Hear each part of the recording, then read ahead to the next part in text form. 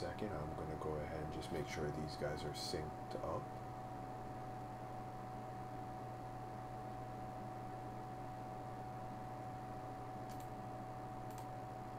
It should look good now. So right here, right off the back, you see a config screen. What they're doing is they're going to go ahead and switch the battle speed, the message speed, and the memory cursor to memory. So the battle speed, we go to the slowest because, well, it only affects the enemies that we fight, and we want to have the fastest battle text speed. And we switch to memory because we want the last action we did to be where the memory cursor will be. So right off the bat, you're going to see a little bit of tech here. So what you're seeing is you're going to see our good friend question mark here stay in the battle and use Bioblast, while Wedge and Vix is going to go ahead and try and run. We do this because experience is actually shared between multiple members if there are members in the party when the battle concludes. So the less members that are in the party when the battle concludes, the more experience that the remaining members will get. In this case, we want question mark to get all the experience. So one of the unique things to Final Fantasy VI is that the flee mechanic is dependent on two things. A character's ATB has to be maxed out, and they have a hidden meter, which is the flee meter, that has to be filled. So while you're running, your flee meter is actually going up. So what we can do is pretty neat is while Terra is using Bioblast, we can have Wedge and Vix fill their flee meter with their ATB filled, and they'll run away while Terra will not run away.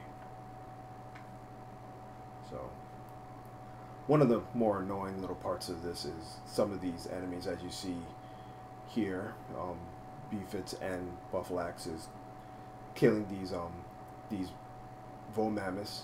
They actually have a flag on them that prevents our party from running away, so we have to kill them before we can go ahead and get our other two party members to run.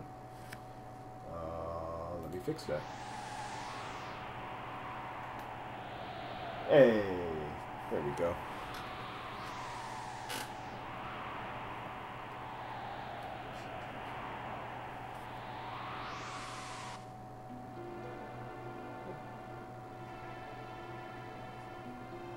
So we should be good on sound now. Thank you for pointing that out. So here we go. We're going to go ahead and keep moving forward here. There's a lot of tech that happens in Final Fantasy VI right off the break. So we're going to go ahead and get ready to fight our first boss here, which is Welk. Welk is he's an interesting boss because he's actually made up of two parts, which is the head and the shell. So one of the unfortunate parts of the shell is it starts with 0 ATB, but when its ATB is filled, they'll pull the head into the shell, making the head untargetable. But what we want to do is we want to hit it with 3 tech missiles. So unfortunately, there's no way of really getting 3 tech missiles before the shell would pull it back in the head by conventional means anyway. The shell actually has another little thing to it that if it gets attacked, it will counterattack with Megavolt. So what we do is we try and time one of our fire beams in such a way that it triggers the counterattack and overrides the ATB of the shell to pull the head back in. So let's go ahead and see if our runners can get it. Oh, it doesn't look like Beefits got it. But Buffalax manages to pull it off. So instead of the head being pulled in, Buffalax is able to get that 3rd tech missile in and knock out Welk. So he went and got the Welk quick kill.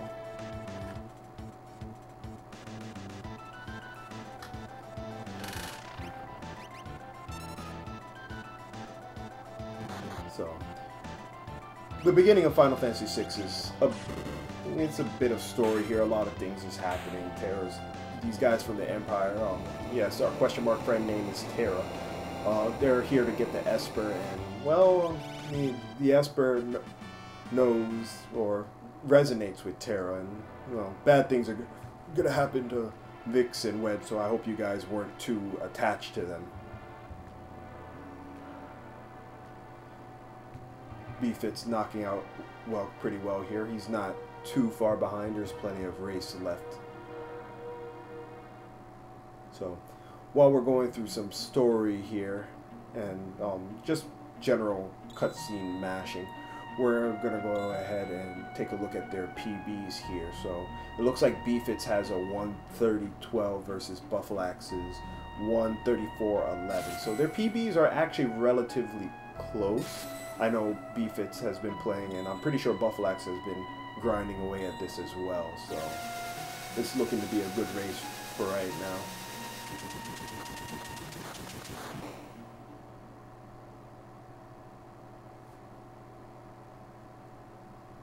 So, a little bit of story here. Slave crown on our girl Terra, but we're not going to want to name her Terra. We're going to want to name her T. Text is scrolling in this game, which means each individual character comes up one at a time. So, by removing the last 4 letters of Terra's name, we actually increase the speed of which text scrolls, which is very important. We're going to want to do that for a majority of our characters. There's only a few that we won't do it for because they have few text boxes or not. It's not really that important because either they don't talk much or they talk none at all. So being controlled by the Empire, unfortunately, they want Terra back, or at least Narsha wants to return her. So this guy Alvis wants to get Terra out of here as he's part of an anti-Empire group. So we're going to go ahead and run here. But while we're running, we're going to want to go ahead and kill all of these enemies as well for experience. A fun little fact about this game is party members that join your party actually join at a level relative to the level of your average party level. So what we're going to want to do is we're going to want to go ahead and get Terra to 6 here. So Locke will join at level 7, and then so on and so forth. We'll be doing that a couple of times in the run. I believe both of these guys are actually on a step route as well, so that means we know what encounters we will get when we step on it. So we should be getting an encounter here for Buffalax, and we got one there for BFITS. So they're going to know where they're going to get their encounters. This is actually pretty important for the run because we're going to want to manipulate a few things when we get encounters on the Veldt, which will be coming up later on in the run, where we get these encounters and where we get encounters on Mount Colts. So we're going to want to force one more encounter here on Buffalax's side to get Terra to level 6.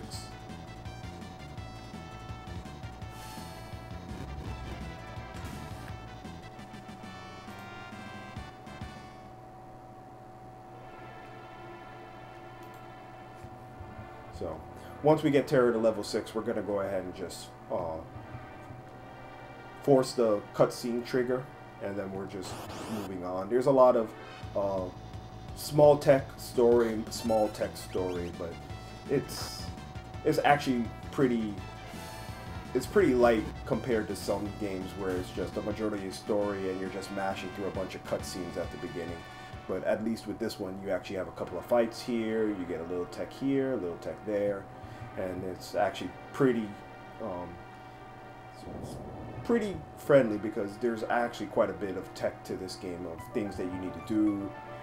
You want to keep up good movement and so on and so forth. So a little bit of a flashback here. Our girl Terra has a bit of amnesia, doesn't really remember much from having the slave crown on her. So just a little bit of a flashback here while she was trying to escape from we'll call them the Narsha police.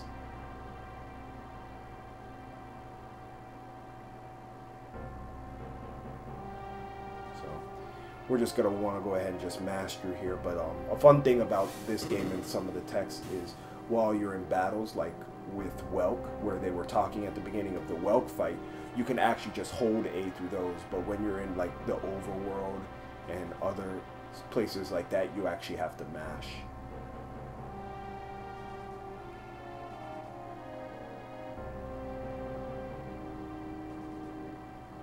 So A little more backstory here. Empire is trying to gather up the Espers, take Mystic forces, take over the world, so on and so forth. But well, the Returners, as you see here, is trying to stop them. And here we have our introduction to our second character, Locke. Treasure hunter, not thief. Treasure hunter, not thief. Just going to point that out. So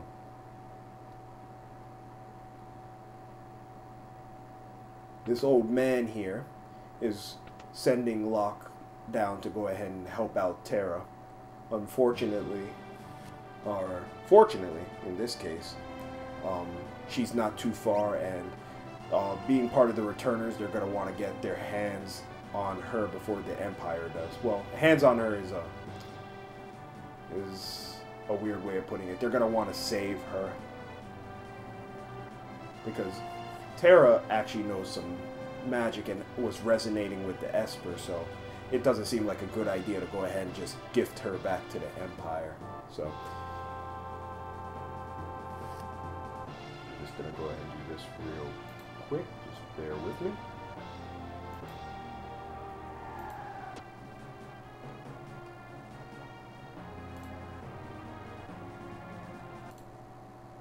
Just gonna go ahead and switch audio here to Buffalax while he's ahead. Here we're gonna try and defend Terra. It's gonna be a neat little mini game that we have. It's pretty much tower defense in its original form, where we're gonna want to try and line up our three Mughals that we have here, our three parties to defend. But luckily for us, we have some tech that will let us get through this. So, fun little fact about these encounters are, if you walk past the wolf guards at a certain time, you won't trigger the encounter. It's when their legs are up. It doesn't look like Buffalax got it, but while their legs are up, you can actually just walk past them and it won't trigger their encounter. So we're going to go ahead and skip all the fights that we would get here and go fight the Marshal, who is at the end.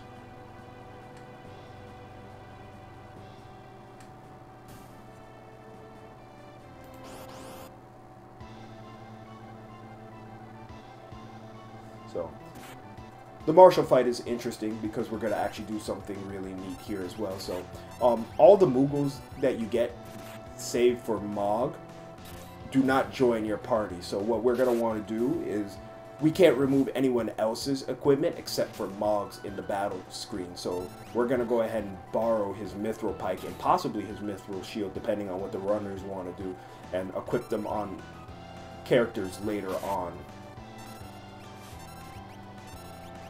So, Mithril Pike, Mithril Shield. Buffalax is going to go for the Mithril Shield for some extra defense here. And then just take down the Marshal afterwards. B-Fitz manages to get his Mithril Pike as well. Looking good.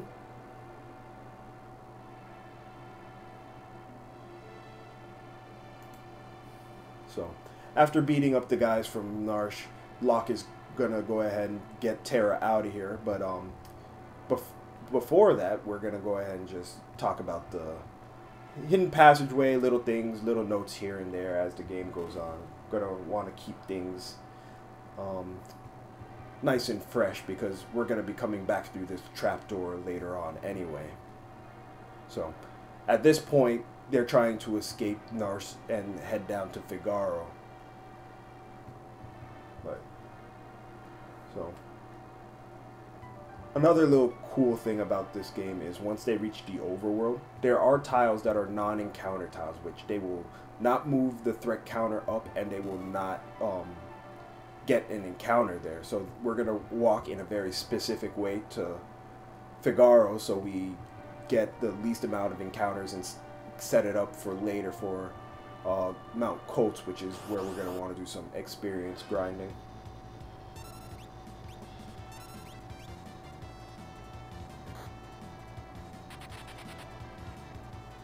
We don't want to fight these Leafers. They don't really give us too much, so we're just going to go ahead and run from this. And we should be getting 2 encounters on our way to Figaro, and that should be it.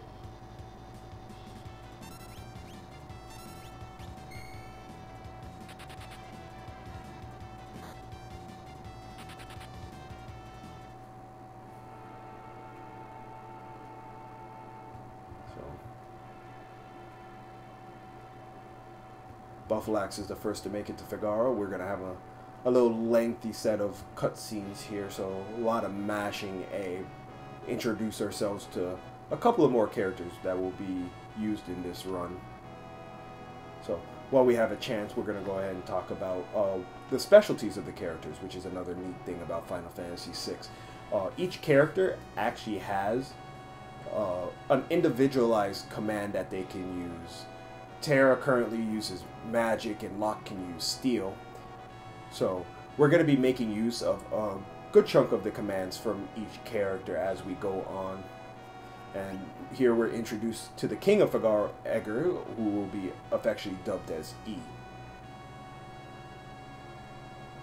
So he's going to go ahead and help out our party right now and tell us to go ahead and explore the castle. So we're going to want to go ahead and do one more cutscene trigger and then come back and speak to him to move forward the plot.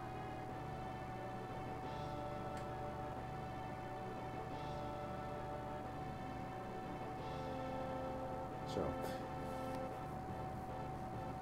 in the castle, it doesn't really matter if we actually misstep here because it doesn't force up our threat counter. So, but we still want to try and move in the most efficient way possible, as you see these guys are going to go ahead and try and do.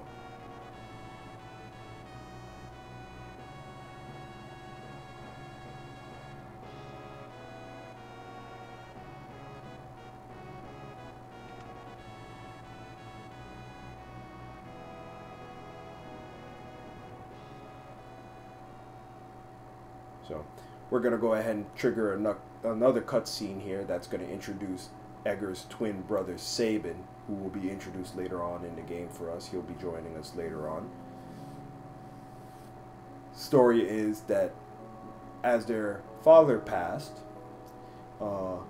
Sabin traded the throne for his freedom, while Edgar stayed behind and took up the mantle of kingship.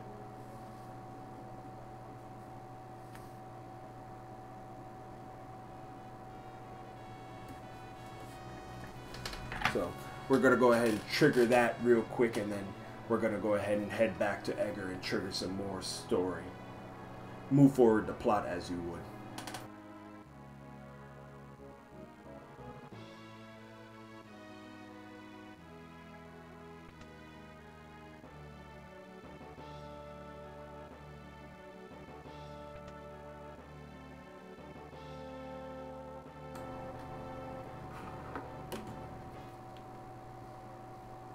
So, meanwhile, we're going to go ahead and get our introduction to our main protagonist here.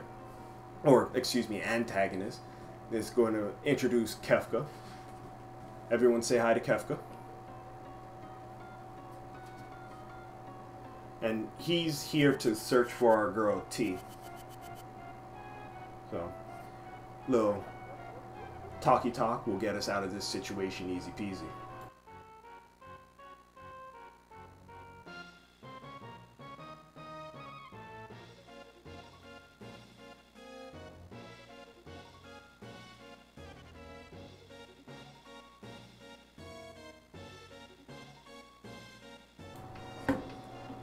So, a little thing we like to do here, doesn't look like either of our runners got it because we're in a little bit of a lull here, is we try to talk to each one of these guards in such a way that they'll be facing each other when we're talking to Kefka.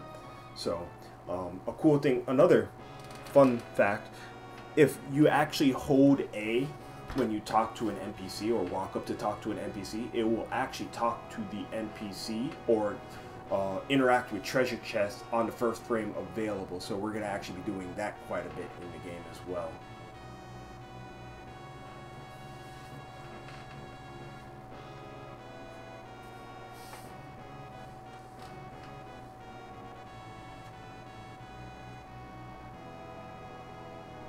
So looks like Buffalax fell a bit behind, probably due to some movement or smashing here, but we're going to be doing alright so far. So we're going to talk to Locke, going to go take a nap for the night and try and figure out what to do in the morning.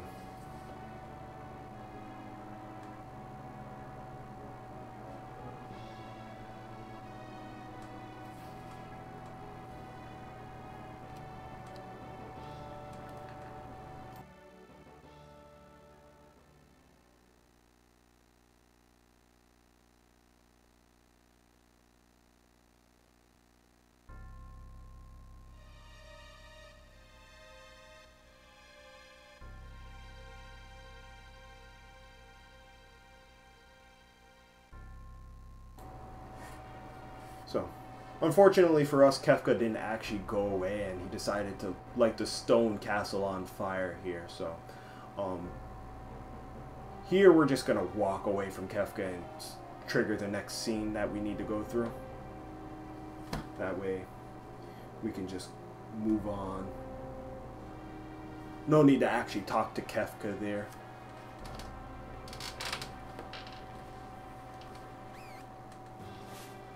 So, I'm gonna go ahead and jump on these chocobos, and well, we'll figure out some way to put out the fire. Everything should be all right.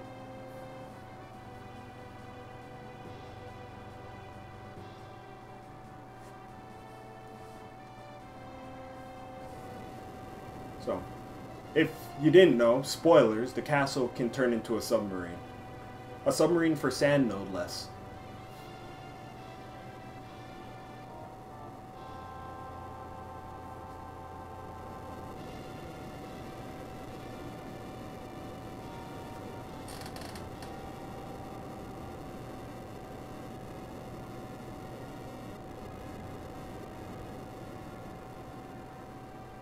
So, here.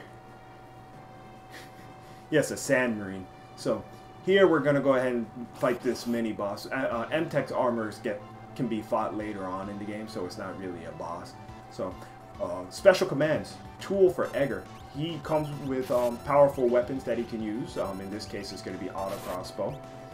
And auto crossbow is very, very strong, and it's going to be our main way of dealing damage through a good portion of this section, the next at least 2 sections of the game. So 2 auto crossbows will take down the M-Tech armors.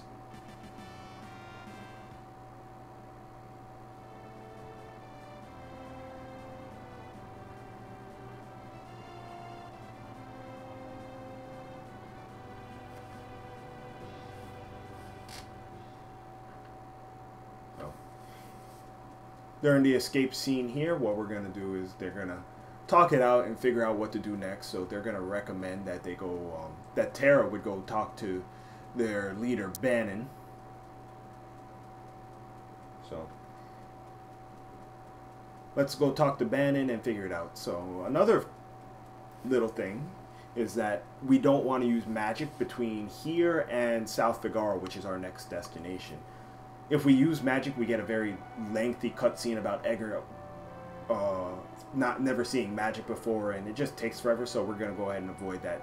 It's a good thing we have the auto crossbow, because the auto crossbow will go ahead and take care of all the enemies in this next cave by itself. In most cases, sometimes we'll have to queue up a regular attack. We're going to want to fight all the enemies here as well, because we're going to try and get to some very specific levels before we recruit our next member.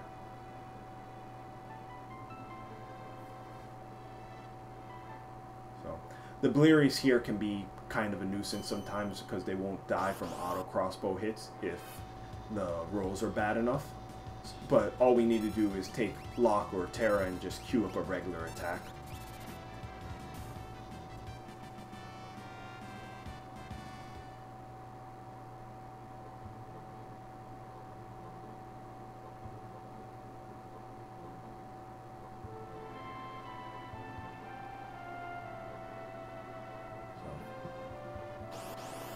As such, these guys are on a step route, so they know exactly how many encounters they're gonna get in here, and then they're just gonna fight all of them.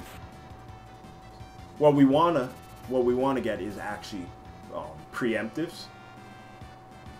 Preemptives are side attacks in most of our battles. What we're trying to avoid is pincers and back attacks. Pincers waste time, as do back attacks. Preemptives are pretty good because we just get to input our commands and they have no chance to retaliate.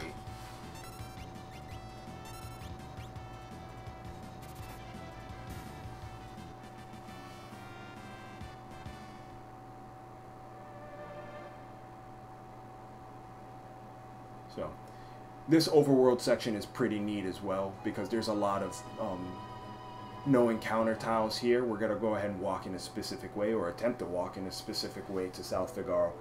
I believe it's 7 tiles that we want to walk over, so that's actually pretty important because, once again, it's going to be to set up our encounters in Mount Coates. And we're going to go ahead and make a stop here at the relic shop to pick up our speedrunning item, the sprint shoes, which will double or triple, I'm not exactly sure. I believe it's double our speed in certain maps, so like in towns and dungeons and so on and so forth, we'll walk twice as fast.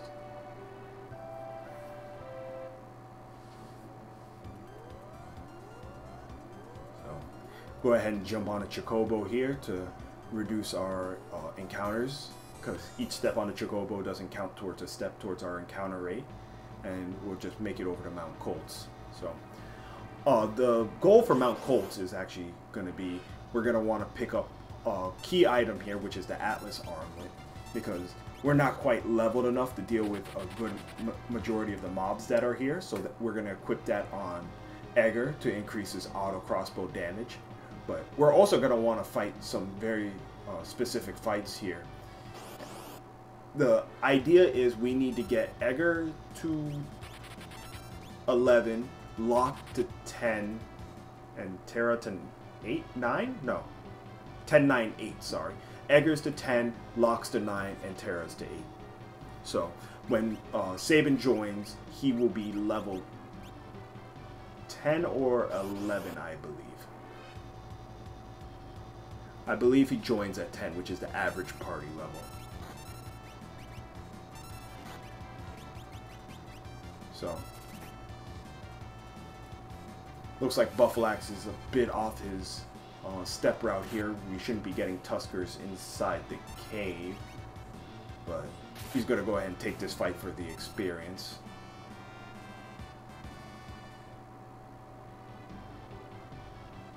Yeah, he's a bit off the step route, but he should be able to recover here. Meanwhile, Beefits is going to take this encounter here. So we get 3 of these types of encounters where it's a Tusker and 3 other enemies. What we want to do is to manipulate the experience a little bit more. We're going to want to have Locke run away from at least one of them. So we're going to cast Fire with Terra and then clean them up with Auto Crossbow and hope that Locke runs away in the meanwhile. Unfortunately, it doesn't look like Locke ran from that fight, so we still get 2 more chances as long as we're on step route.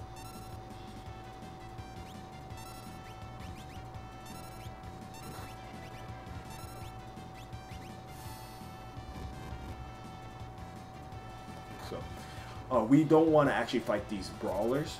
There are a couple of fights that we take that we rather not take, but due to the experience routing, we're going to have to take them.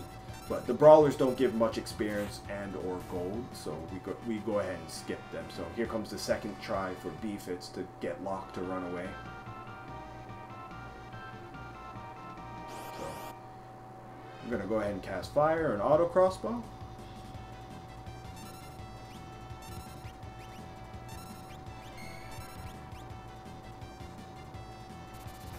Hopefully Locke will run away. Nope, but he still has one more try here. Meanwhile, Buffalax is just... I think he's going to go ahead and just take encounters, whichever encounters he can, so he doesn't have to grind for extra encounters when he gets over to the next boss that we have to fight.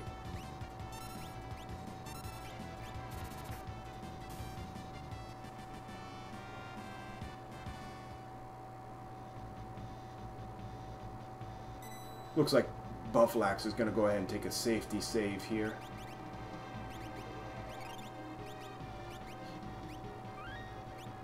So, in this section that Beefits is in, there are these enemies called Trilliums. So, Trilliums are not really dangerous enemies, but they can cast poison on our party, Bane Touch, which is really annoying because poison does 3 things. It gibbers up the screen, which is awful. Deals damage during battle, and for each step that you take out of battle while you're poisoned, you will take damage as well. So we don't actually want that. Doesn't look like Beefit's got the runaway with Locke, but we'll see if he knows the backup, or he's gonna have a backup here.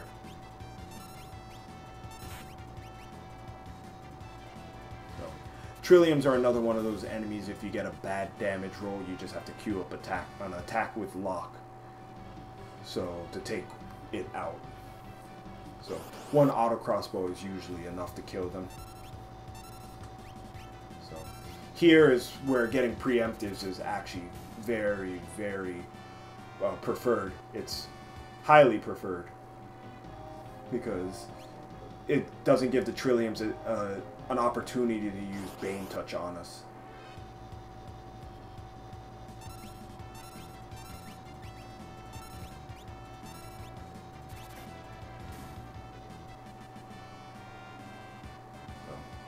Things are looking pretty good for our runners right now. If we do get poisoned, we actually have to go into the menu and use Antidote off Terra, which wastes a little bit of magic, which we rather have for Vargas, and it wastes just a little bit of time.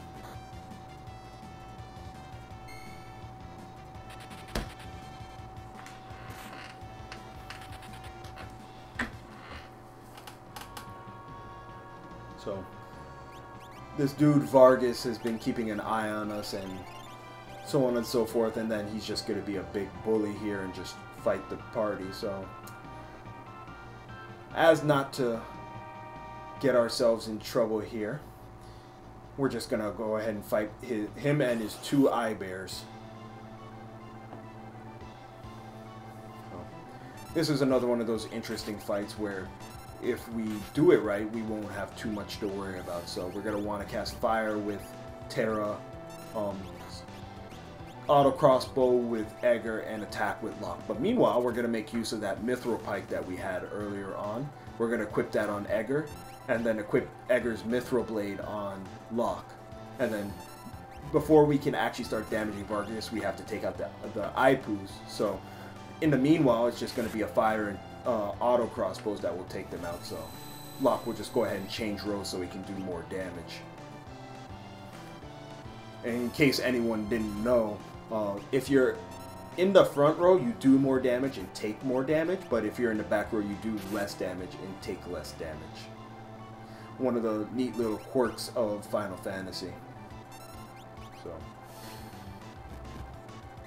as such, we actually have the memory cursor set, so if once we get to a certain point in this battle, all we have to do is hold A until we knock Vargas out, and it looks like Bufflax got that really quickly. So here comes our next party member, Sabin. His special command is called Blitz, which once you activate it, if you put in a specific number of commands, left, right, up, down, LR, X, Y, any combination of commands with those, you'll do a special command.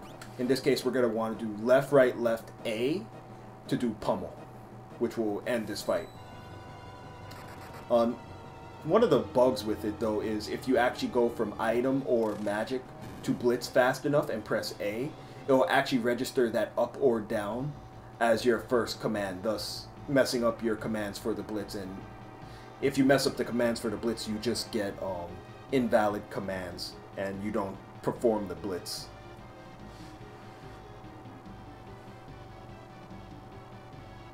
So Sabin's going to go ahead and join our party here.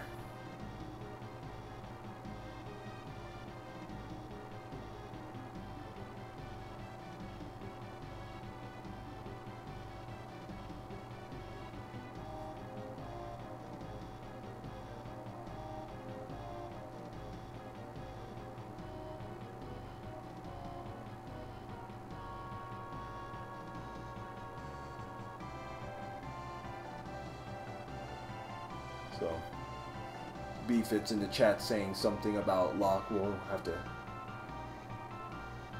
have to keep an eye on that. So, same deal with this section of the map. We're gonna want to go ahead and walk over those non-encounter tiles. So, though it looks like they're walking a bit funny, it's actually all pre-planned.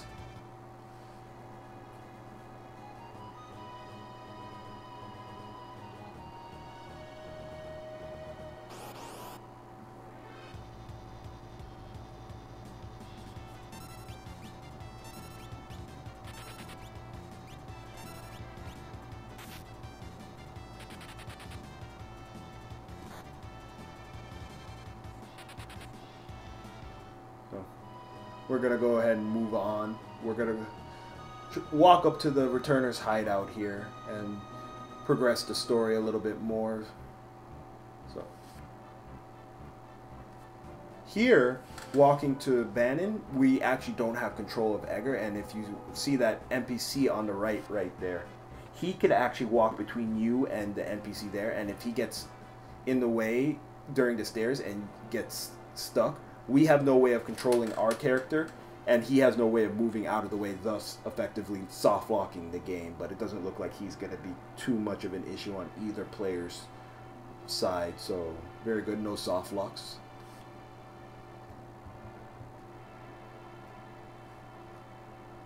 So back to the lore here, we reach Bannon, and Bannon starts talking about something about Pandora's box and blah blah blah blah blah, and we're gonna need magic to fight the Empire, and I'm an old man, blah blah blah blah blah, grumble grumble grumble grumble.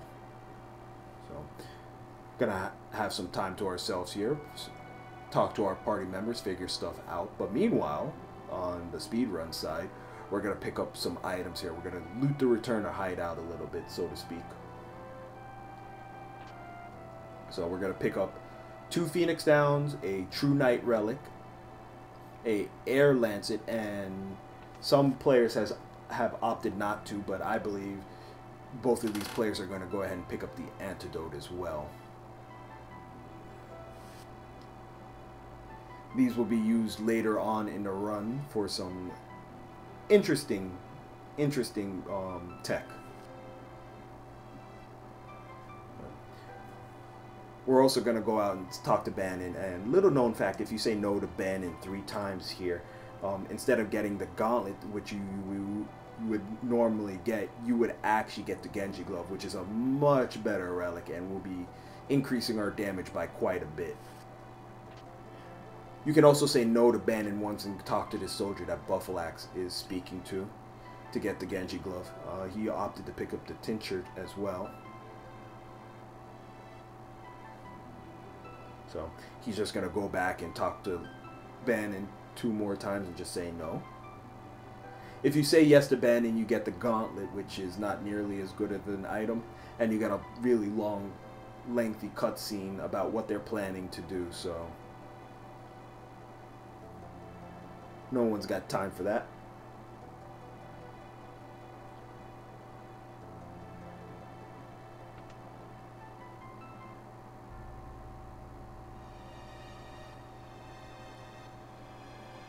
Back to the story here. The Empire has made their way to South Figaro. They're going to go ahead and use martial law over there. But meanwhile, we need to get away because they're marching up towards us. So Locke is going to go and try and slow down the Empire while we escape and head back to Narshe. Try and talk to the Esper one more time, and Terra's going to go along to figure out her abilities and whatnot. So we're going to go ahead and run over to the river and jump on a raft and see if we can get over there, but we're going to take a second here to go ahead and, I believe both both players are going to save here, yep, to do a river manip. So the river, we can get 2 encounters or we can get a whole bunch of encounters, and what we want is the 2 encounters, so we're going to go ahead and save here. Looks like Buffalax forgot to do some equipment here. He's going to equip the sprint shoes on Sabin and the Genji Glove on Edgar, and that way Edgar can equip 2 weapons at the same time. He's going to reset, get to the save screen, reset one more time, and then wait for a specific movement from the NPC that was in that room in order to get the minimum 2 encounters that we can get on the river.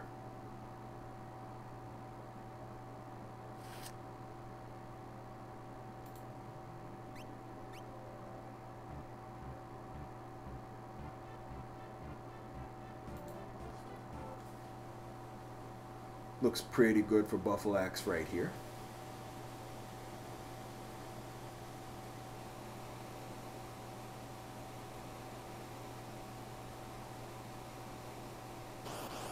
Yeah, we're looking pretty good for the race right now. Both these guys have been, I would say, within 10 seconds of each other the entire race. It's been actually going back and forth a little bit. Now they're really even, and they both did the river manip, so they should be on step route again.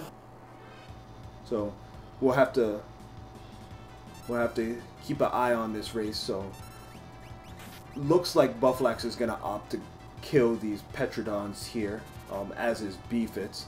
So we're gonna run with the rest of our party and just auto crossbow them to get Egger to level 11.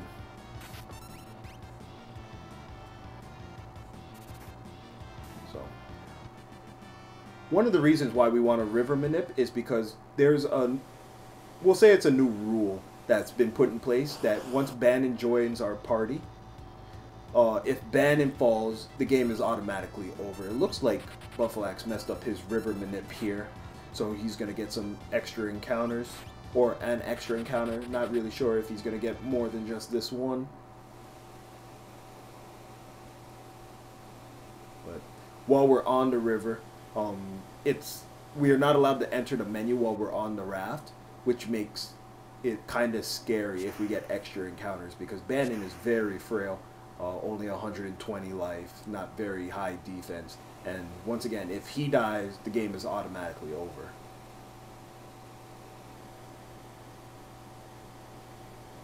Yeah, it looks like Buffalax will get 3 encounters instead of 2. I'm gonna go ahead and switch Egger to the front row here and take some safety cures and make sure he's at full strength when he fights the next boss, and takes a safety save as well. So, Ultros, fun little boss. If you do it correctly, it should be the same every time. Otherwise, you're going to have to take some safety strats here. So what we're going to want to do here is, he has the same type of fight as we do with Welk, where we want to trigger his counterattack to override other things he may do. So to trigger the counterattack, we actually cast Fire here, because Fire is the trigger for his counterattack. He's not made of 2 parts like Welk.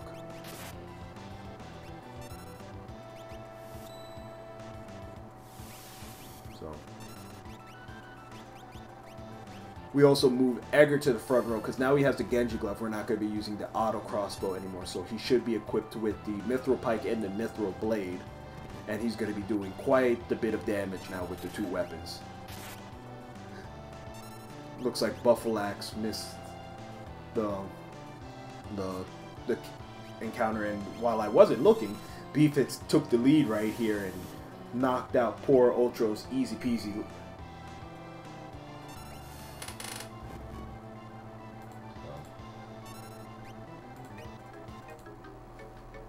Gonna go ahead and switch the audio here.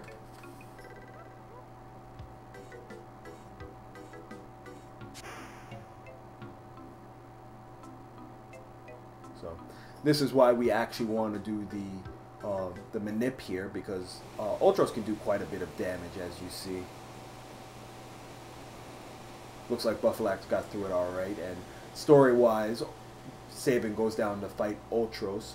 Unfortunately, gets separated from the party, and here we have the scenario split, where we have 3 different scenarios and we can choose which one we want to do. We actually want to do Sabin's scenario first, because at the end of his scenario, we get some very important items that we would want to use for the other scenarios. So we're going to stop at this little house right here and pick up our optional character, Shadow. We can actually move forward without Shadow, but it actually becomes quite a bit more dangerous and really unnecessary, and possibly even slower if we went with Sabin by himself. So we go ahead and pick up Shadow. We also don't rename Shadow, because he has 2 text boxes, so renaming him to S would take more time than the amount of time we would save by just leaving his name as Shadow.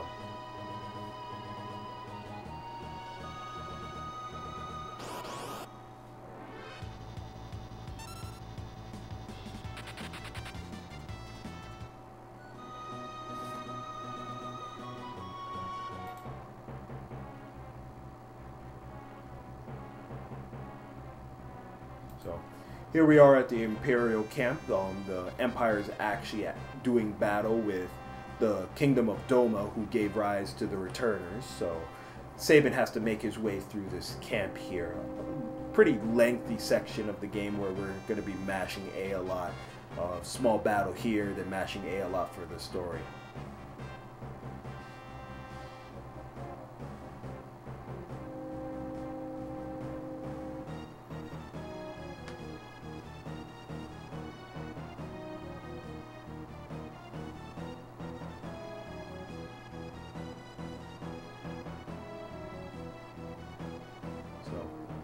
We're also going to be introduced to our next character here. His name is Cyan. Mr. Mustache Man, if you know who I'm talking about. Comes with his own theme song.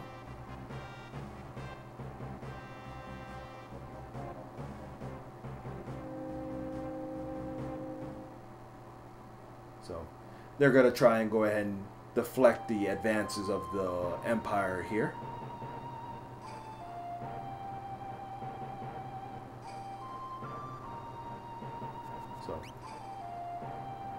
Before we go into battle, we're going to talk about Cyan's special command, which is Sword Tech, which after charging X amount of time, he has 8 commands he can use as he levels up. You know, we only have 2 for right now. The first one will be Dispatch, and the second one is a counterattack named Retort. So what we're going to want to do is switch to battle speed so the enemy will get as many attacks as possible at the fastest amount of time possible. And we're going to set up Retort so we can one-shot the leader. So he's going to get that second quick attack right there, and we're going to Retort and kill him.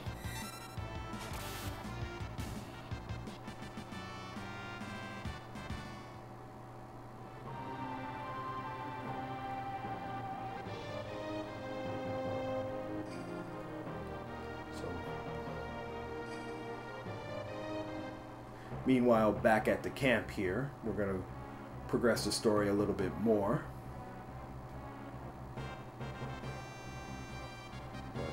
As you see on Buffalax's side, he's going to equip the sprint shoes on Cyan because that's one of those maps, or it's a town where if he doesn't have the sprint shoes on, he will move incredibly slow. So we're going to take one of those 3 pairs of sprint shoes that we bought and equip it on him.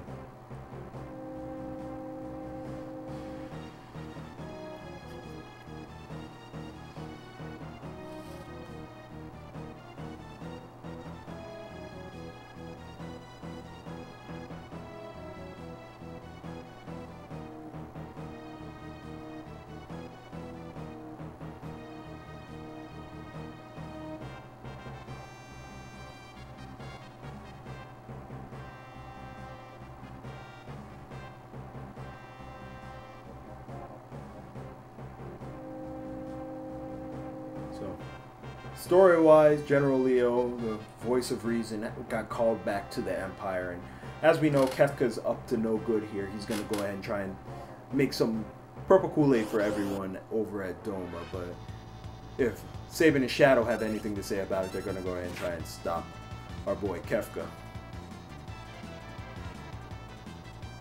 These fights are pretty interesting. You would think that we would want to switch back our battle speed back to 6 to slow down Kefka, but he's actually technically qualified as a player character. So his ATB is the same as our party's ATB, so switching back doesn't matter right now. But on our third fight, it does matter because we're going to be fighting something other than Kefka, so we're going to go ahead and take some time and do a little bit of manipulation here. We're going to switch back our battle speed back to 6 to slow down all our enemies, and we're going to switch some armor around. We're going to unequip Shadow with his ninja gear, and we're going to move that ninja gear over to Sabin. Or ideally that's what we would want to do. It looks like Beefits is opting not to do that right now.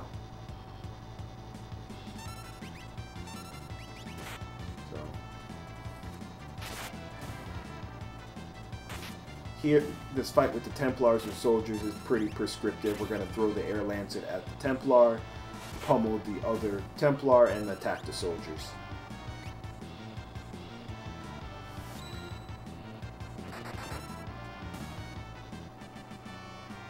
But in the meanwhile, unfortunately, Kefka is making purple Kool-Aid for the Kingdom of Doma. Note to self, kids, don't drink the purple Kool-Aid.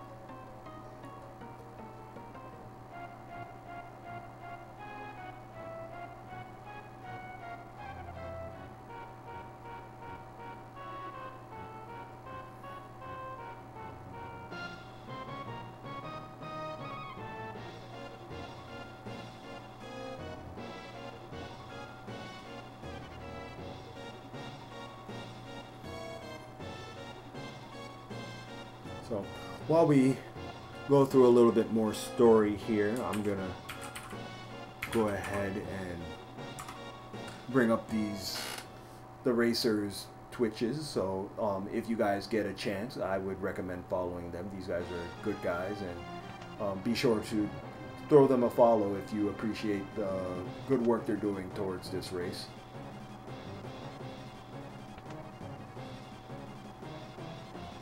So story here, everyone in the kingdom has been poisoned. The king has been poisoned, unfortunate. So our boy Cyan is going to go ahead and look for some survivors here in a second once the king decides to croak.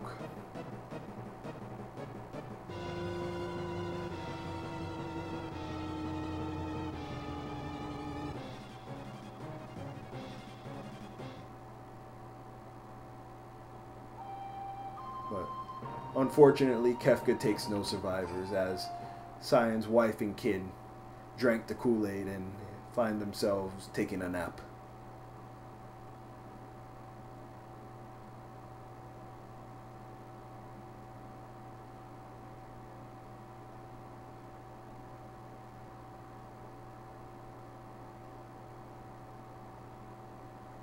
So he's going to go ahead and run out to the Empire's camp and try and do some damage in his rage. So here, even though we're going to be fighting with Cyan, we're not really fighting with Cyan. He's controlled by the computer. So what we're going to want to see out of him is just normal attacks. We're not going to want to see Dispatch out of him because Dispatch has a little lengthy animation and we just need him to attack the grunts.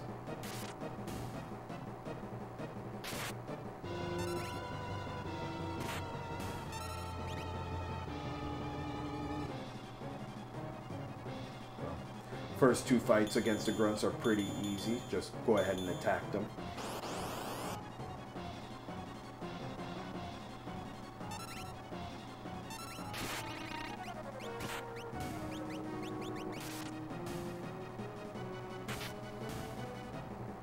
So the third fight becomes a little bit more tricky because there's a cadet with the grunts at this point, and we can't one-shot the cadet with anyone but Sabin and an Aura Beam. So what we're gonna want to happen is we're gonna want Shadow to attack a grunt. We're gonna want Sabin, or not Sabin, Cyan to attack a grunt, and then we're gonna want to Aura Beam the cadet. But unfortunately, if you attack the same enemy as Cyan and the enemy dies, it randoms which enemy you may attack, or I believe, yeah, it randoms which enemy you attack. You can attack either the grunt or the cadet. So it looks like the fight went pretty well for B-Fits here, so everything's looking pretty good on his end. So Voice of Reason, we need to get out of here, so we're going to jump in these Magitech armors and get out of here.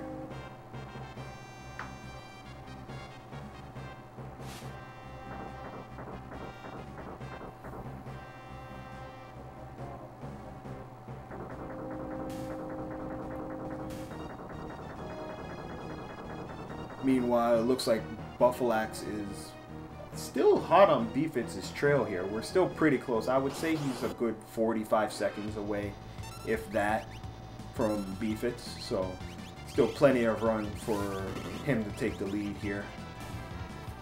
But as we're escaping here, we're in Magitech armor. A little neat fact about Magitech armor: it's not actually one of what's the word I'm looking for? It's not actually a thing in the game. It's actually a status ailment. That's how they managed to get Kefka into a Magitech armor. It's not a status ailment that can be inflicted on you, but it still counts as a status ailment. So the next 3 fights that we go through in the Magitech armor, all we're going to need to do is Fire Beam or Ice Beam or Bolt Beam any of these guys. And in the meanwhile, we're going to want to try and organize our inventory a little bit. Move the important items up, move the other important items down.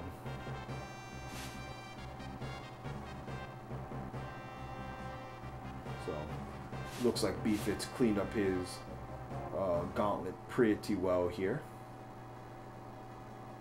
So, I'm going to go ahead and get out of there and head south to the Phantom Forest. Phantom Forest being a rather unpleasant place. There's a lot of things that can happen here. The ghosts like to cast fire. There's enemies that can stop you, enemies that can slow you, pincer attacks, so we want to avoid all of that.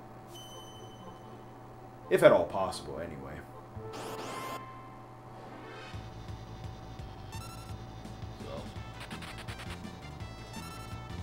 Fun little note about Cyan while we're running away from these enemies is that while most of our characters have a pretty standard size meter to run away, which is the hidden meter I'm talking about, Locke actually has a smaller meter, or it takes less time for it to charge, while Science has a larger or more time to charge meter, so he actually runs away the slowest.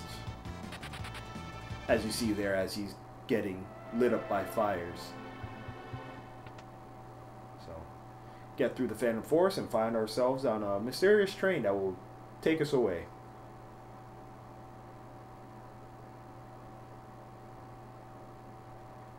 Well, by take us away, I mean take us to the other world.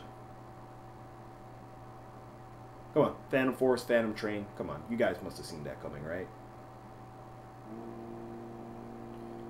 Meanwhile, on Buffalak's side, getting a little bit of an unfortunate back attack here.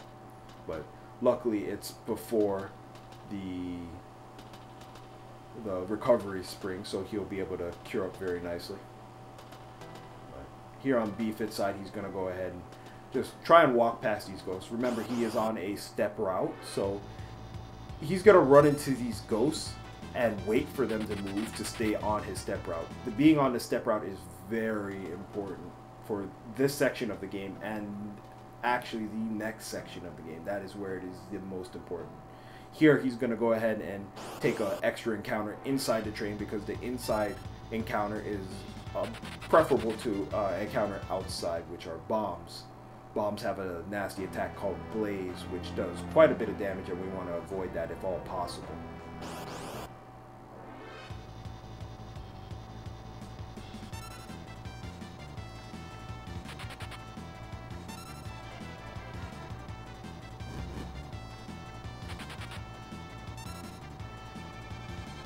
Having a little bit of an issue running away from these ghosts here, but while we go ahead and run away from all of those encounters, we're going to check in on Buffalax here. Buffalax looks like he's just entering the Phantom Train himself, so still hot on B-Fit's tail.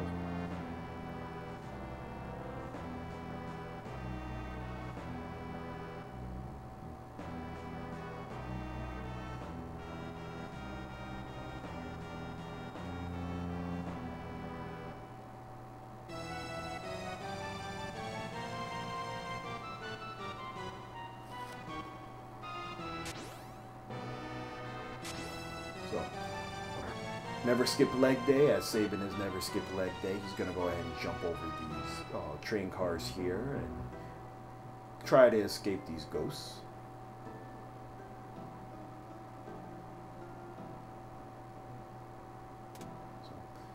B-Fits is taking his time with a little bit of walking. He doesn't want to misstep here because even a single misstep here could cause some issues. Looks like Buffalax is going to talk to one of the friendly ghosts here so he can go ahead and pick up some extra potions that he believes he may need for the rest of the run. Little bit of safety here. So, once again, as you see here, B-Fits is not going to move out of the way of these ghosts because he can't really step out of his step route right now.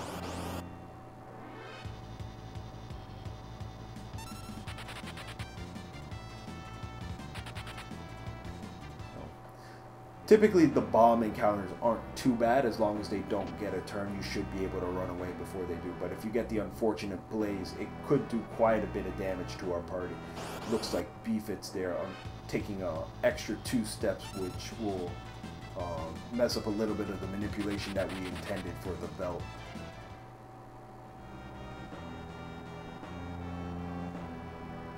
So, once again, movement is actually fairly important in this game.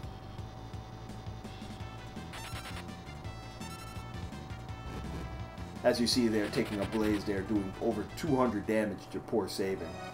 We would rather Sabin be alive for the fight that we have to do and some other things that we will have to do later on. I'm going to go ahead and take this time and stop the train.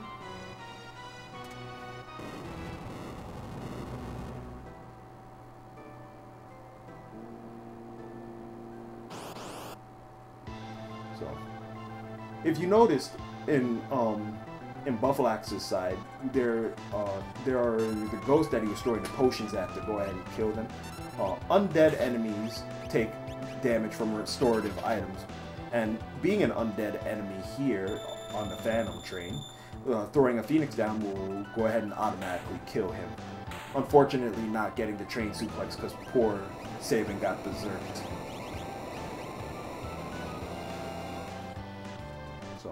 Taking down the Phantom train and 1 Phoenix down, looking pretty good over there. Meanwhile, Buffalax here is going to get trolled a little bit by this ghost. Come on, NPC, move out of the way. Stop being a jerk.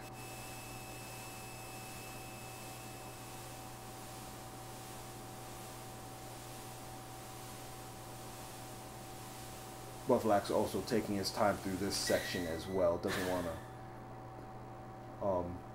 want to mess up the step routing too much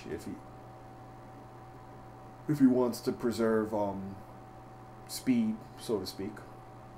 Taking an unfortunate misstep there as well, so that's going to put him behind from his belt manipulation. As you see there, Cyan taking a blaze and just finding himself on his back immediately.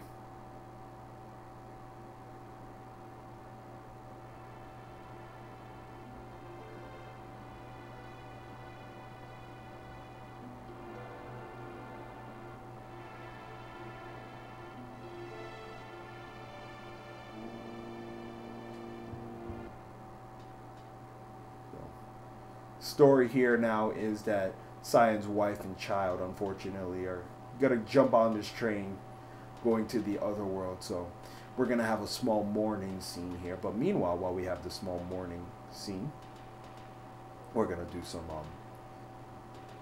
inventory management and equipment changes here. So we're gonna want to equip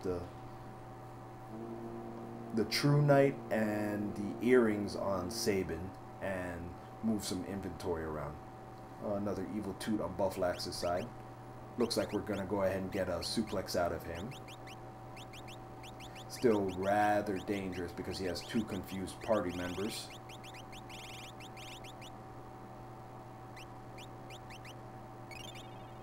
So he's going to get a chance here to go ahead and throw the Phoenix down on the Phantom train and look pretty good. So the earrings increase magic damage. Is the item that we picked up on the Phantom train. But if you're saying to yourself, as most people do, Sabin is not a magic caster. Only 2 of his abilities on Blitz actually do physical damage, which is Suplex and Pummel. All his other ones do magic damage, so equipping the earrings on him will increase the Aura Bolt damage. by quite a bit, actually.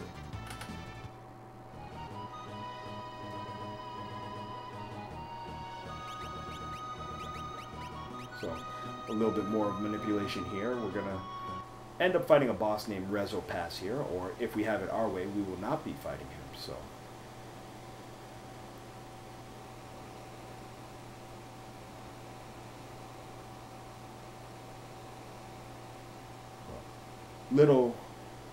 Little fact about the game. Once Cyan dies and is brought back to life in a battle, he kind of goes a bit crazy. Crazy being, if you retort with him after he's been brought back, he will actually counter any physical ability, whether it be cast by your party members or the opponent, or the enemies. So, we're going to go ahead and kill off Cyan here, and then bring him back to life. Then, what we're going to do is we're going to attempt to suplex one of the piranhas. And then, thus, by trying to suplex the piranhas after casting Retort, Cyan will retort and kill the piranha. But retort does magical damage, and suplex does physical damage. So, a weird little glitch in the game is if you do physical damage and magical damage to a piranha, and kill it while there's no other piranhas on the screen, it will actually skip the animation of the next set of enemies that is supposed to come out and just end the battle.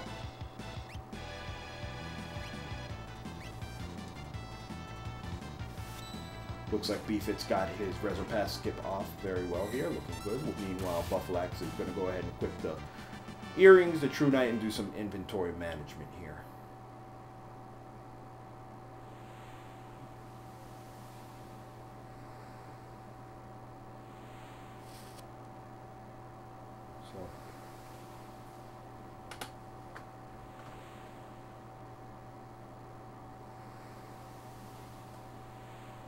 As we go on now, we're going to go ahead and make our way down to the Veldt. Unfortunately, both our racers are off step route, so things are going to, they could become a little hairy, but they should be able to handle it. And we're going to be introduced to our friend Gao. Gao? Ga. There it is.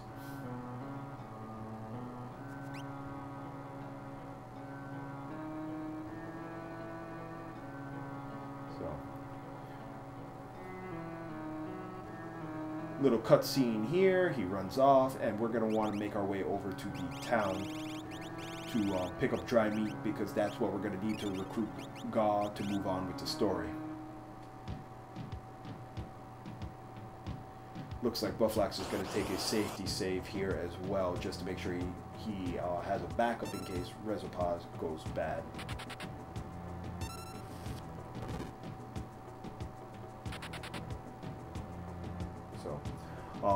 We really wanted to keep our step route in order, because while we're on the Veldt, we actually only can fight encounters that we have seen before. So the Lobo and the guards we fought before, the fight that we had before we had fought. So if we had kept our step route in good order, we would have had the ideal situation of recruiting Ga, but with the way it is now, it looks like we're gonna get an encounter of 3 Grasshoppers instead of a single ghost when we come out of town.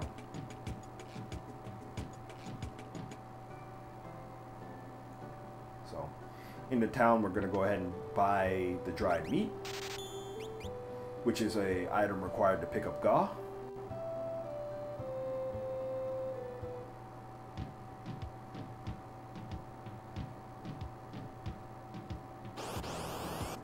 And then here comes the encounter with the Grasshopper. So, God shows up after a eligible battle. He has a 5 out of 8 chance to show up. He cannot show up while a party member is dead, and he also cannot show up in a pincer or a back attack.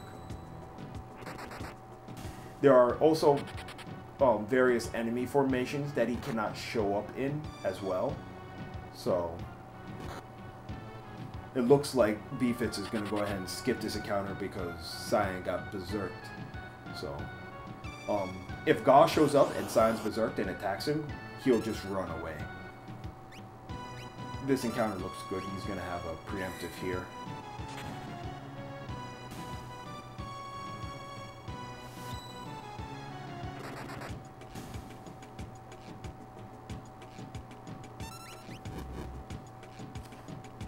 So, once he clears the ghost here, he's going to have a 5 out of 8 chance for Ga to show up. Luckily for him, Ga shows up, and he's just going to go ahead and throw the dry meat on him, and then hold A, because we can hold A through all the text through this section.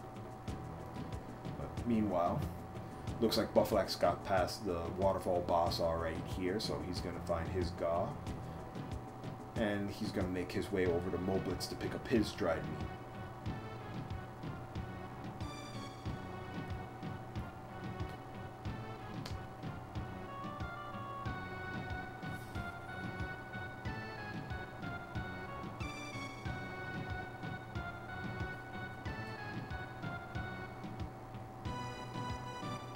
So, Ga's gonna talk about something about a treasure, more story, want to pick up some items, and he's gonna give the treasure over to Cyan and Sabin.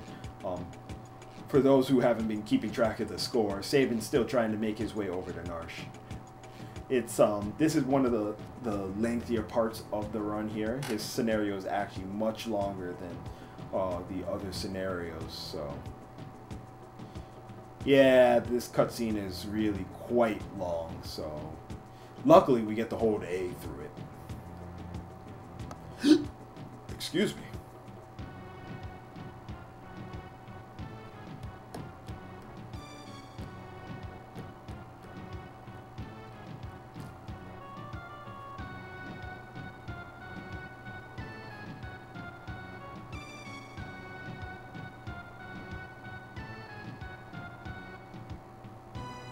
Meanwhile, Buffalax is picking up his dried meat, and he's going to take his chance to pick up Ga on the way down to the Crescent Mountains.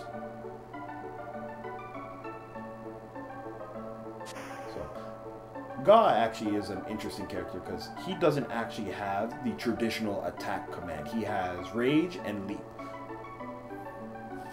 Also Kappa.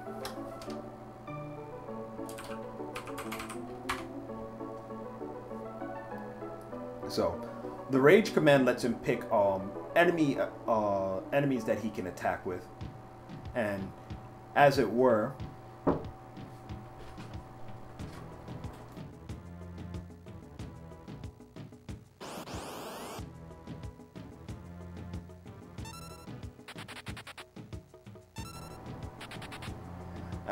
excuse me, as it were, he uses enemy attacks, but once he chooses an enemy skill set to use, he will go into a berserk state and use any random enemy attack there.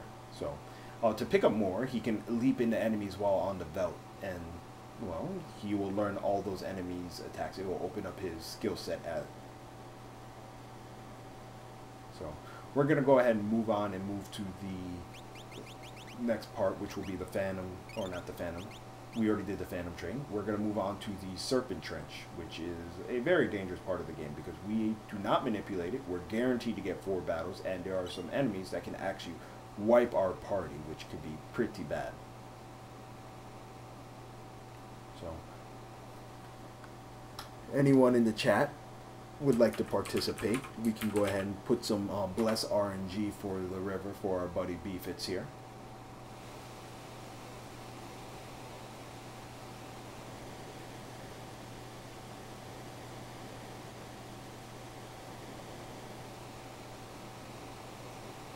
So, what we're really hoping for is side attacks and preemptive attacks, so we can just run away. The enemies here can do some real damage. If we get a pincer, they can do some real damage to us because we don't have reliable targeting damage. And if we get a specific attack or a specific enemy in the first one, he can actually wipe our party as well. Another thing about the Serpent Trench is that we're not allowed to go into the menu while we're moving in the Serpent Trench. So we cannot heal our party or bring back members.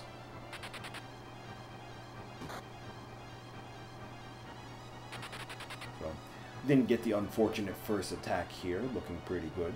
We're going to end up coming to two forks in the road when we go through the Serpent Trench. We're going to want to go right and then left. Right will take us to an underwater cave and one less encounter, while left will give us one extra encounter. But we want to take left on the second one because the underwater cave there is longer and than just taking the encounter.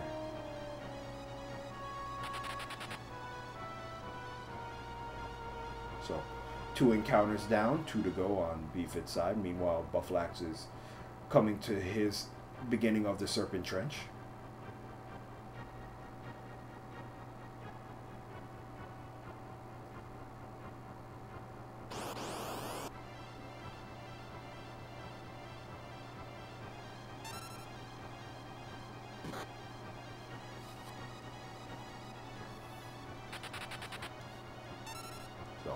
Because Cyan actually takes longer to run away, sometimes it's just better off if he ends up getting knocked out. He's at 29 right now, but it looks like with this side attack he won't need to knock out Cyan to get the quick runaways anymore, and it looks like BFIT's is through the Serpent Trench okay.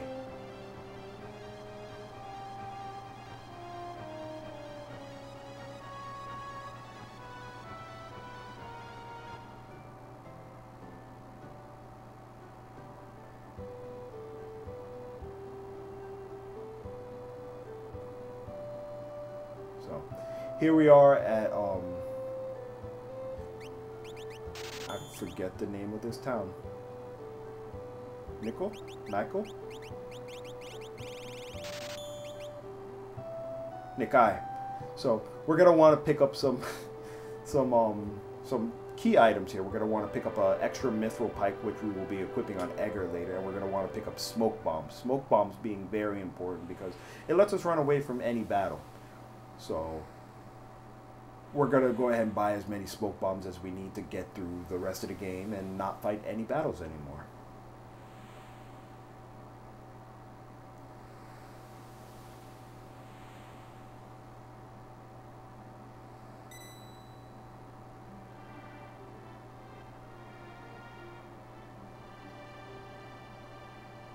So here with Locke's scenario, we're actually going to skip the entire thing by clipping into this soldier.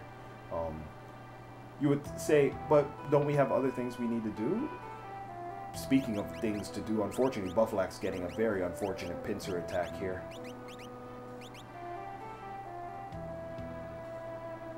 So he's going to hope up. He managed to get through the right enemy real quick, so he's going to want to either kill everything or run away. Looks like he's going to opt to kill everything.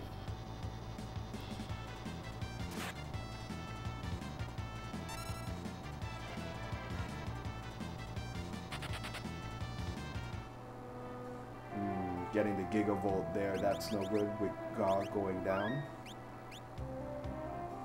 But he manages to get through the first 2 battles A-okay here. Picking up a safety X potion. And then he's going to go ahead and try and continue through the rest of the scenario here. So, on Locke's side here on BFIT's, on BFIT's side here in Locke's scenario, all these enemies are not very good for Locke's health, so we're going to want to try and smoke bomb away from as many of them as possible while hoping for preemptives to get away. So we also move Locke down to the second row here because there's a very nasty pincer attack that we can get that includes these bears, where if we're in the front row, the bear will be behind us and his gouge attack can auto kill Locke, which is no good for anyone. So as you see here, BFIT's is safety healing Locke up.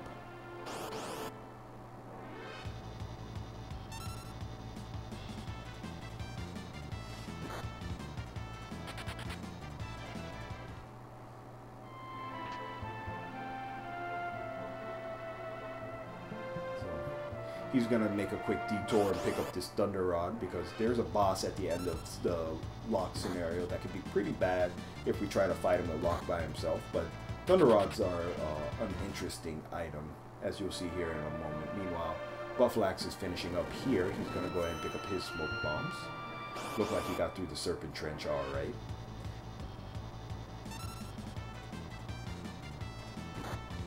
Gonna get rid of some other items here. Buy some more smoke bombs for safety.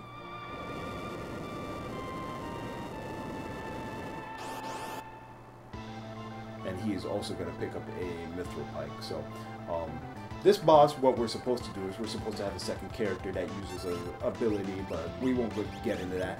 And we're just going to go ahead and Thunder Rod him. If we use the Thunder Rod as an item, it will use a level 2 version of that element spell, and it will also pierce magic defense. So one Thunder Rod and oh, there goes the tunnel armor.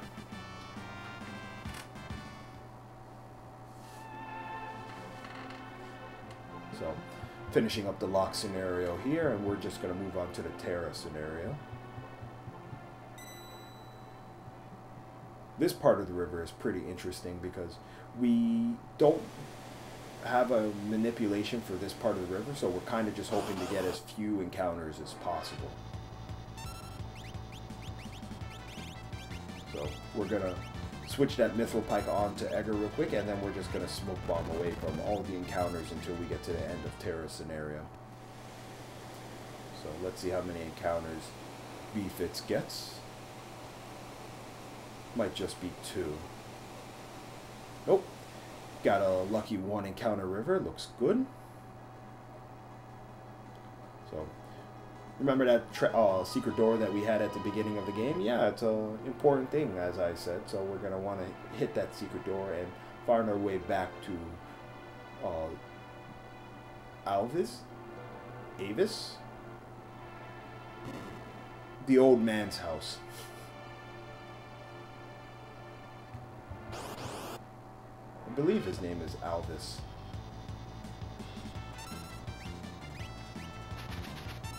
Alvis or Alvid? So, once again, we're just going to go ahead and smoke bomb away from these encounters.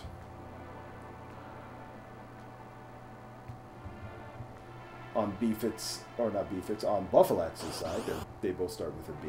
He's going to go ahead and pick up his Thunder Rod, and he's going to go ahead and try and take down Arvis. Thank you, Arvis. So many names, hard to remember them all. Especially guys that are more... You would think I would remember his name because he's actually more useful than Bannon in my opinion. But here we're going to come up to the security checkpoint. The idea is that we're supposed to follow the light. And we won't trigger encounters or anything like that. But we're speedrunners. We're really bad at following directions, and we're going to just walk up here, and while we're holding A and pressing up at the same time, it'll just hit the part of the security lights that we need to hit and just disable it. So, easy peasy.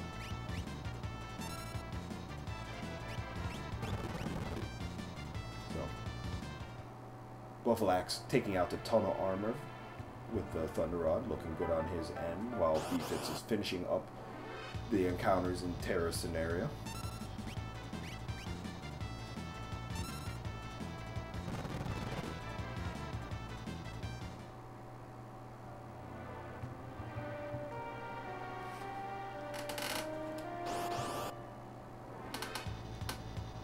So, Buffalax starting up the Terra scenario here.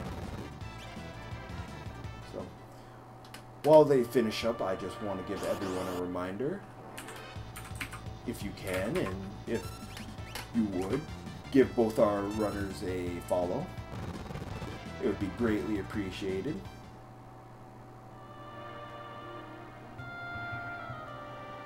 And if you are looking for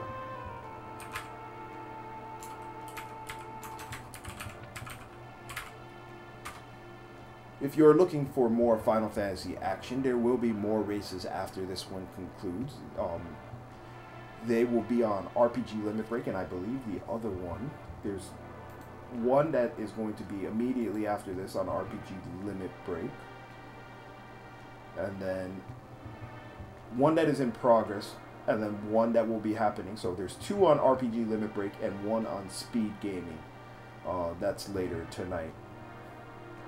So, if you're looking for more Final Fantasy action tonight, there's still plenty of action to be had.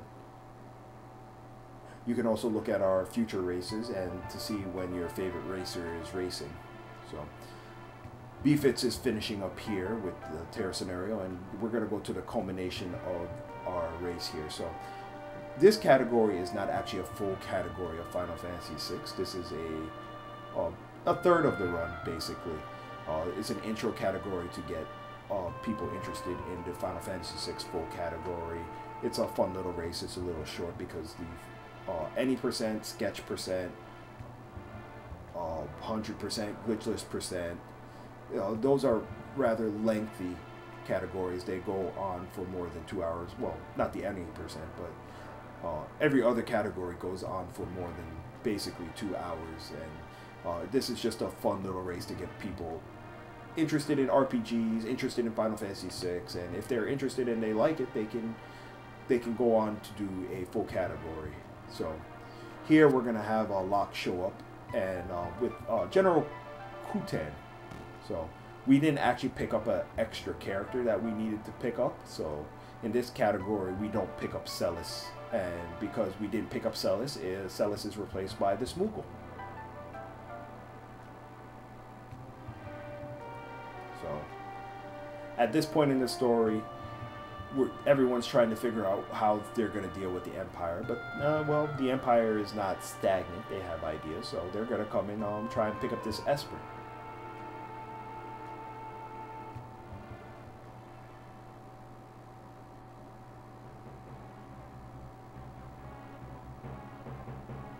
So, as you see, the other two scenarios didn't really have that much story to them, but here we are, we're picking back up. So this being the category that it is, called Kefka at Narshe, we're going to fight Kefka one more time here, and the race will conclude once Kefka makes the runaway sound. That is the signal for hitting your timer and concluding your run.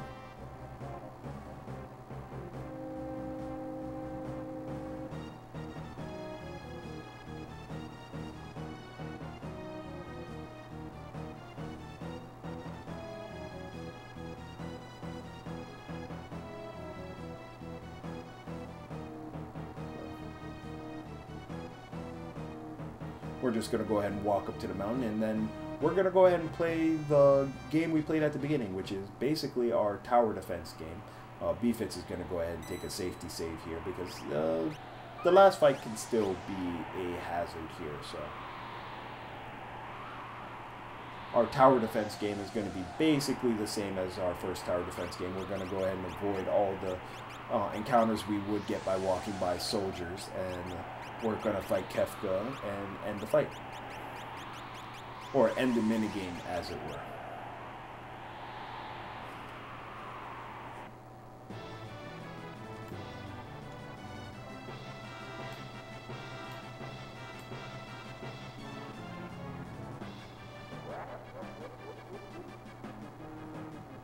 So, same rules apply here. We don't want to trigger encounters, so we're going to wait for them to basically put their foot up, and then we can walk by them while their foot is up and not trigger their encounter. So we're going to move to various specific parts of the map to let soldiers walk by us, and then we're going to go ahead and walk by them and try and get to Kefka before they get to Banon.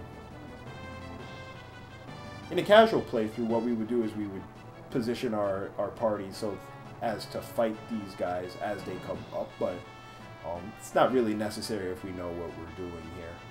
The only real hazard for this is that that soldier that is running back and forth. So Kefka is an interesting guy. We don't want him to really get a third attack off, or a third round of attacks off, because he has some very powerful magic that can actually do some real damage to our party here. So what we're going to do is we're going to weight trick Orbital. So weight tricking involves going into the menu, and while we're in one of our party's menus, it will freeze the ATB of everyone, enemies and party included.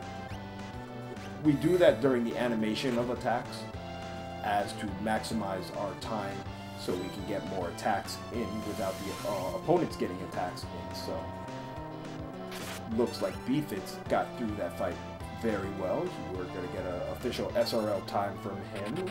The official SRL time is 1 hour, 30 minutes, and 30 seconds. He improved his personal best on SRL by 13 minutes and 3 seconds. So let's get some GGs in the chat for our buddy B-Fits here. He's going to go ahead and take this race. But keep your energy going to Buffalax here. Buffalax is going to go ahead and try and finish up strong here. He has what looks to be a decent chance at a PB as well. So let's go ahead and give Buffalax our energy here so he can finish up the race.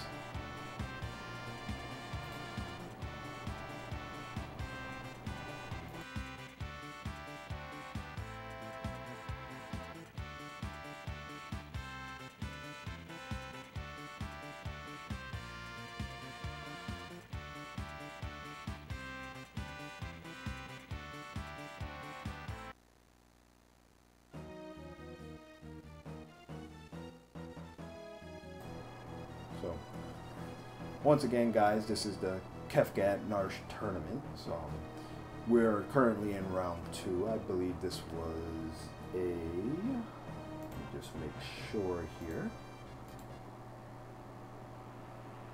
This was a losers bracket round. Both of these guys were 0-1, if I remember correctly. Yep, so... B-Fits is going to move up to 1-1, while Buffalax is going to move down to 0-2, unfortunately. So,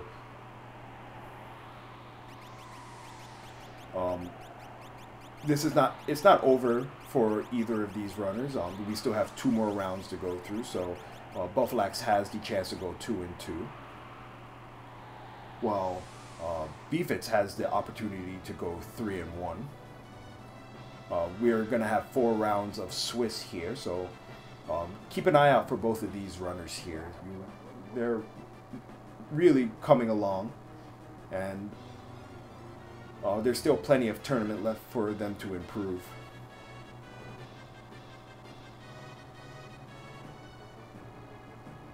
So let's go ahead and give Buffalax a little bit of energy here, friends. He's going to try and take out Kefka.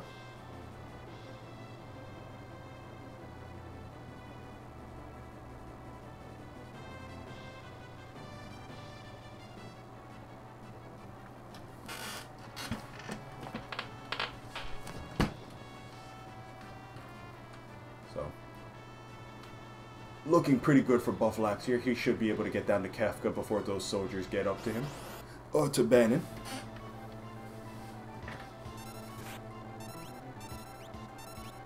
So he's going to want to Aura Bolt here and Weight Trick it.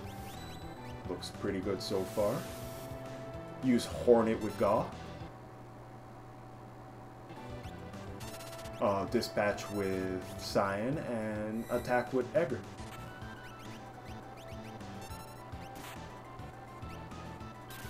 As you see, Kefka can do a nasty amount of damage, so we really want to take him down as fast as possible. What do you need to advance? To guarantee advance, I believe all 3-1s will advance, and tiebreakers will determine what 2-2s will advance, if I am correct. Typical Swiss rules. Meanwhile, Buffalax has chimed in with his SRL time of 1:34.41. Unfortunately, not beating his PV, but GG nonetheless. So,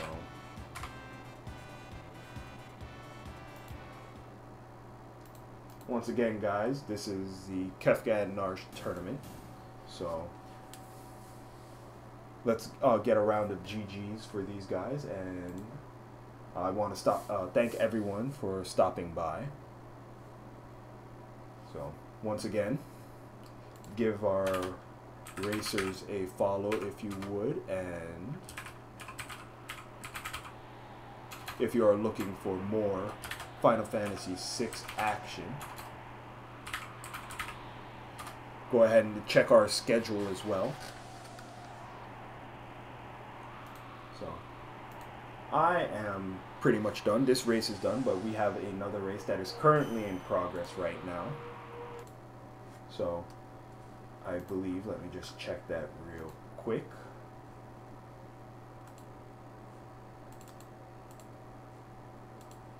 Our current race in progress is Little Sharky versus DuPont. So I'm going to go ahead and send you guys over to the RPG Limit Break channel. So if you want some more Final Fantasy action, we're going to go ahead and head over there. My name is Scratch Dragon. This was another Final Fantasy Kefka at Nars Rage. And thanks for stopping by, guys.